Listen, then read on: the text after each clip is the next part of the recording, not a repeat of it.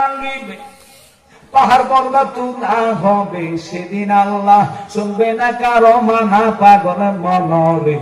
জায়গা থাইকো ঘুমায়া থাইকো না, জায়গা থাইকো ঘুমায়া থাইকো না পাগল মনরে, জায়গা থাইকো ঘুমায়া থাইকো না।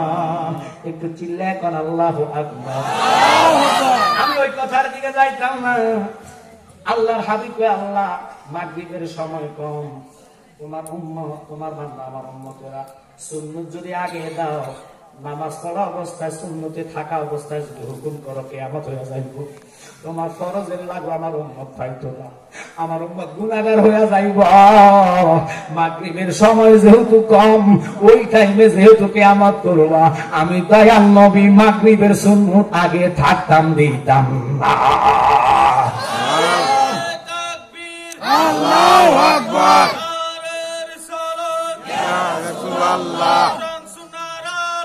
ঘরে ঘরে চালো খুব খেয়াল করবেন। কেন এই কথার দিকে গেলাম? নবীকে হবে না আল্লাহ তাহলে কি করার? ফরজ আগে, ফরজ এই জন্য মাগরিবের আগে দিল। ফরজে আমার উম্মত থাকবে তোমার কুদরতি কদমে সিজদায়, তুমি হুকুম করবা কিয়ামত হয়ে যাইব, আর ওই উম্মতেরা মাথা সিজদা থেকে উঠাইয়া দেখবো হাসরের ময়দান। এই জন্য মাগরিবের ফরজ দিছে আগে। ঘটনা তো জানেন না, না জানেন শুধু টানেন একদিকে, আমরা বলে মাজার পূজারি। আর হ্যাঁ, কথাটা না ভাঙলে হইতো না। বলুন তো, কখনো মা বাপের কবর কাছে আমরা পূজা করছি? মা বাপের মতন নিয়ামত আর আসেনি দুনিয়াতে?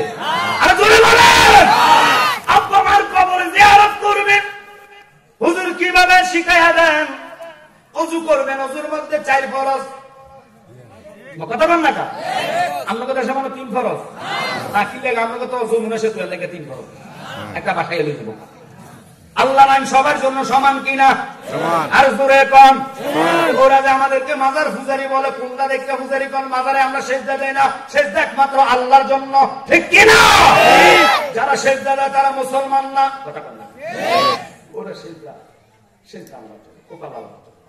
আর সিজদা দিতে হলে শর্ত আছে। সিজদা শর্ত হলো কাবা শরীফে যে আল্লাহ, কাবা মুখী হতে। আচ্ছা, আমরা বলতো আমি যদি উত্তর দিকে ফিরে নামাজ পড়ি, আমার হয়ে যাবো না? হয়ে যাবো না? হয়ে যাবো।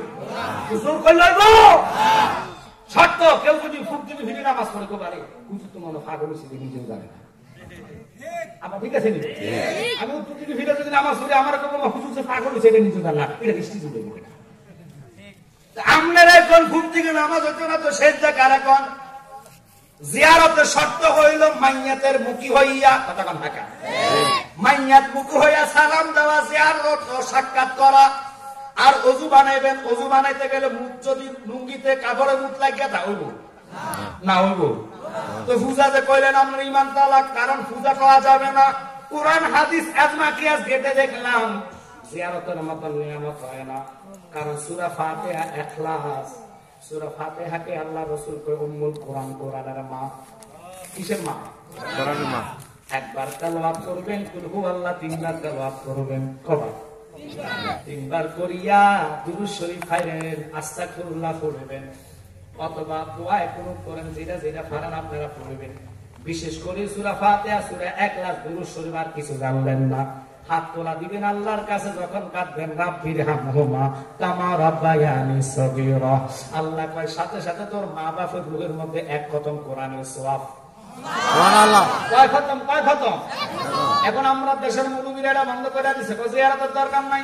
আর যেখানে গাঁজা খায় নারী পুরুষ নাচে, ওটার ব্যবস্থা কর, ওটারে ফিট, ওটারে ধুন, ওটার জন্য আইন কর। কথা কর না কা? কিন্তু জিয়ারত কেন বন্ধ করবা? মা বাবার জায়গা সম্পত্তি কোটি কোটি টাকা রেখে গেছে, 3.5 জায়গা শুয়ে আছে, ওদের জন্য তো আমরা কিছু করতে পারবো না। এখানে বসে জিয়ারত করলে জিয়ারত করবো। প্রান্তে, যে কোনো প্রান্তে থেকে আপনি জিয়ারতের নিয়তে জিয়ারত করবেন, আল্লাহ তার রূহে আমি দোয়া চাই। ফেরেশতারা তার রুহে নিয়ে পোষায় রুহকে ঠান্ডা করে দেয়। এই ঠান্ডা জিনিসটাকে আমাদের দেশের কিছু আলেম সমাজেরা বন্ধ করতেছে, যে দরকার কি জিয়ারত করার দরকার নাই, আল্লাহ কি মাত্র আপনারা বলেন শেরে বাংলা উনি কত বড় বিশেষ করে আল্লাহ বলেছিলেন। এখানে একজন আছে আপনার নাম বললেন মাওলানা বাসাবি, বাসাবি হুজুরের কি কম অবদান ছিল? কষ্ট করেছে, কথাটা ঠিক। এখন ওনার এই জিয়ারত অনেক সময় আশেক মিলনেরা যায় হজ করে জিয়ারত করে, কিন্তু সেজদা নেয়। যারা সেদ্ধে দিতে যায় দেখেন কই 14 গোষ্ঠী উজু জানে না, কথা বল না, সুদটা খায় গাঁজা খায়, এটা মাথা গেছে নষ্ট হইল, কিন্তু বড় না কর বেশি খাই গেলে কথা কথা ওইটার ফতুয়াটা যদি আমরা ধরেন হে ফতুয়া যাবেন তো না, আপনি দেখবেন আলেম সমাজ কখনো জিয়ারত করে সিজদা দেয় না, কথা কম। কিন্তু আমার দুঃখ লাগে আজকাল বাংলাদেশের মানুষ আমাদেরকে পূজা বলে বলে পূজাকারী বলে বলে গাড়ি দাও, পূজার তো সিনেমা আমি সিনেমায় ডিজাইন না, পূজা করতে মূর্তি লাগে দুইটা, কয়টা কয়টা কয়টা, একটা হলে তো না, কয়টা লাগবে হুজুর কেমনে ভগবান ভগবতী কয়টা হয়েছে, পুরুলিঙ্গ স্ত্রীলিঙ্গ দুইটা ছাড়া পূজা হয় না।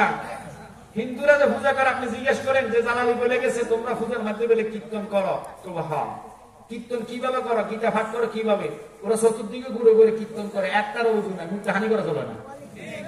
মুসলমান উজু ছাড়া জিয়ারত হইব না, কাপড়ে যদি মুখ লাগে অজু হইব, আপনারা বুঝতে পারবেন অজুর মধ্যে সাইড করো, অজু করে পবিত্র হইয়া তারপরে কবরের সামনে দাঁড়া লাগে, নাহলে কি জিয়ারত হবে?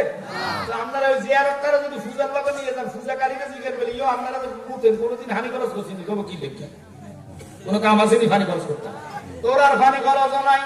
ওরা চতুর্দিকে ঘুরে দুটা মূর্তির দিকে ঘুরে ঘুরে ওরা কীর্তন করে, সূরা ফাতিহা দিয়া না, নাকি সূরা ফাতিহা দিয়া, সূরা ইখলাস দিয়া, সূরা দুরূদ শরীফ দিয়া, সূরা নাস দিয়া, সূরা কাফিরুন দিয়া, তবে হুজুর কি দিয়া ওরা কীর্তন করে কি জানেন নি? ওরা কীর্তন করে জয় জয় জয় রাধে কৃষ্ণ গোবিন্দ মধুসূদন রবে নারায়ণ হরে। ঠিক আমরা মুসলমানেরা কবর কাছে যায় জয় জয় করি না। এবার বলেন বুদ্ধদেরকে বানাইছে কেডা? একসাথে একসাথে আল্লাহ বানাইল। ওই বৌদ্ধরা দুটো মূর্তি বানায়, একটার নাম ঈশ্বর আর একটার নাম ঈশ্বরনী, পুরুলিঙ্গ স্ত্রীলিঙ্গ, দুটা মূর্তি বানায় ওরা কীর্তন করে। ওরা কীর্তন কিভাবে করা? সূরা ফাতিহা দিয়া না, ইখলাস দিয়া না, দুরূদ শরীফ দিয়া না, ওরা করে কি জানেননি? ওরা কয় এসেন মা গো সরস্বতী, কণ্ঠে দেন গো পাও, জিহ্বা অগ্নি নৃত্য করে সরস্বতীর মাও, সরস্বতীর পদে পদে কোটি নমস্কার, জনমে জনমে মা গো সেবিব তোমায়, দ্রব্য মূল্যে নিত্য মানস্তুতে নম নম, একসাথে কন্যা নাউজুবিল্লাহ। খ্রিস্টানদেরকে বানাইলো কে? আল্লাহ কয় ওরা দুটো মূর্তি বানায়, একটার নাম গড আর একটার নাম গডেস, পুরুলিঙ্গ স্ত্রীলিঙ্গ। কিন্তু শুনলেন জালালি কি কয়? আমরা এমন আল্লাহকে সিজদা করি গো, কিয়ামত হইয়া যাইব আল্লাহ নামের কোন লিঙ্গ পাওয়া যাইবে না। কি আল্লাহ নামের লিঙ্গ আছে? উনি আমার রব, উনি আমার মালিক, উনাকে সিজদা করব না, কারে করব? কথা বলেন ঠিক কিনা? ওই রবের সিজদা দিতে হলে ওযু অবশ্যই লাগবে। আপনারাই বলেন এবার জ্ঞানী মানুষ আমাদের আপনার পূজা করে বলেন, আর কিছু কিছু বন্ধর কারণে আপনি পূজা শব্দ বলে নিজের ইমান নষ্ট করেন। আমার কিছু